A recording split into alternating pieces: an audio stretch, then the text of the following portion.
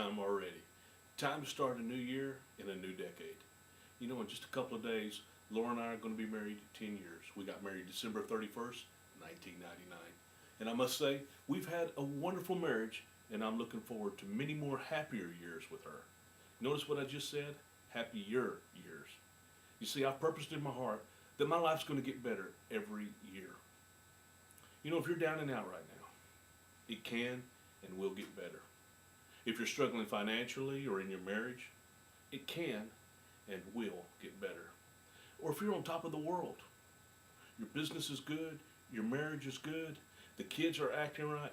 Okay, that might be pushing it a little bit, but everything's good. Great. But you know what? It can and will get better.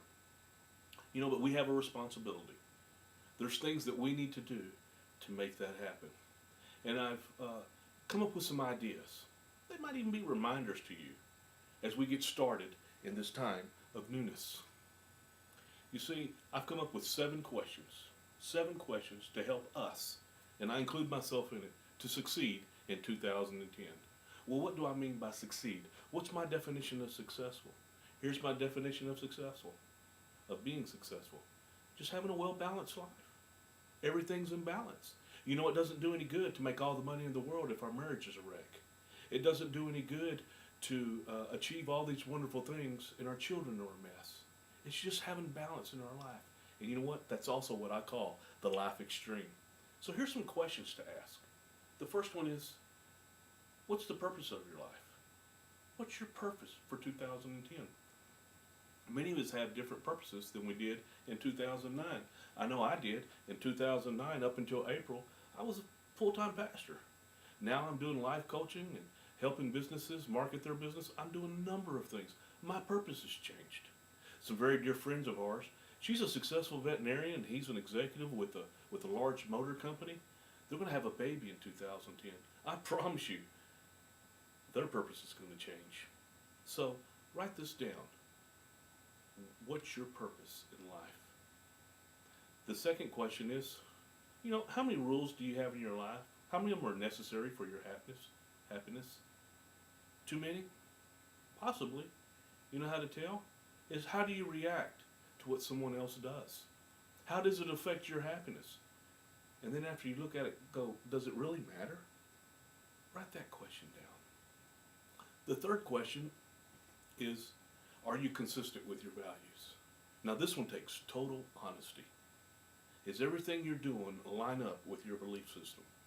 Is there any conflict? You know, because if we have internal conflict, it's going to be a hard time being successful. It's going to be a hard time having balance. So write that question down. The fourth one, kind of controversial. I do it. Some people might think you're crazy for doing it, but I think it's very important.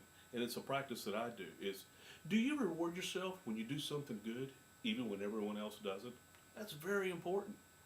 You know, when you do something right, even if nobody notices, give yourself a reward. Pat yourself on the back. It's important that you do that. Because you know how good you feel when you do something right or you accomplish something and people pat you on the back and they give you accolades? It's wonderful. But what if that doesn't happen? You deserve to have that. That you need to learn to do that for yourself. The fifth thing that you need to write down, the question you need to ask yourself, is on the complete opposite end of the spectrum, the number 4 is, do you correct yourself or discipline yourself when you deviate from your value system or your belief system? Do you correct yourself? You said, hey, whoa, this is not what I'm about. This goes against who I am. That's why it's important for us to be able to identify our purpose so that we'll know when we do deviate from our belief system. Write that question down. Another question to write down is, do you take time to learn others' values and belief systems? This is very important. I'm not saying you learn the other people's value and belief systems so that you can compromise yours. I'm not saying that at all. What I'm saying is you almost have to learn their rules, especially if you have a relationship with, it could be an employee relationship, a co-worker relationship, might even be a relative relationship, whoever you have relationships with. It's important that you learn their rules because you're in the same game with them. You know, my wife, she's been with Samsung a number of years. And when we first got married, she would come home and tell me of just that there's a whole different culture. Samsung's a Korean company. There's a strong Korean culture in that company, and so my wife had to adjust. She had to learn their rules, and I have to tell you, she's been very successful. She's doing well at Samsung. She's been there, I know, over 12, 13 years, and so we have to learn other people's values and belief system. Are you doing that? Write that question down. And the seventh question I've come up with, and the seventh question that I ask myself that I'm also a champion at is, do you take life too serious? I take life serious, but I don't take it too serious. In fact, I'm a champion at laughing at myself. I love to laugh at myself.